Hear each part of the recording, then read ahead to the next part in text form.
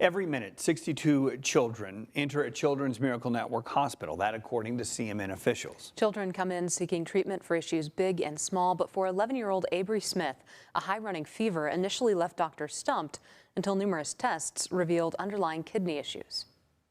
Honestly, I was just scared that I wouldn't be able, I would always just run these fevers and that I wouldn't get the help I needed. Aybriegh's mom, Genie Woodard, says when they first arrived to the hospital for the fever, Aybriegh tested positive for strep, but everything else was negative.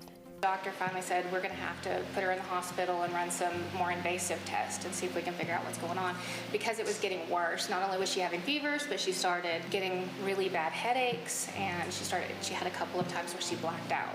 Aybrigh's kidney disease went undiagnosed since birth. Her parents were unaware of her hereditary health issues in the adoption process. She had a surgery to remove what they called as a Hutch diverticulum, which is basically like having not necessarily a tumor, but like a whole nother little pouch on top of her bladder. So they had to remove on the right side of her bladder, they had to remove basically a whole second bladder and then reimplant her ureter into her bladder. For Aybriegh, the surgery's success was a relief. I would be able to live like the kid I used to live like. I wouldn't get sick. I wouldn't have headaches like I did then, and it just felt really good. Aybriegh getting sick during COVID amplified things. Genie says they never expected an episode of strep to impact their family the way it did. Being out of school for a year, me ended up leaving a job that I'd had for 10 years. A lot of family time and friend time missed, so you know that any little thing can change your near future and your long distance. And so we just know that you gotta really value the time that you're with and spend each moment appreciating each other.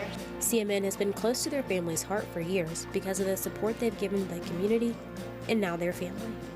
Working in a hospital, you know the good that they do in each family's lives and to the hospital itself with all the things that they supply for the units and the children. So it was an honor to be able to give back to them when they helped us so generously, and we just appreciated being able to share any time we have with them. Aybriegh says it was nice knowing people wanted her to get better and were willing to help. Her advice to other kids is to have hope.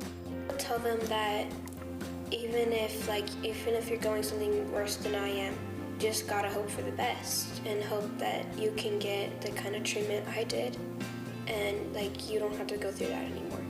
Maya Clark, KMR Local 4 News.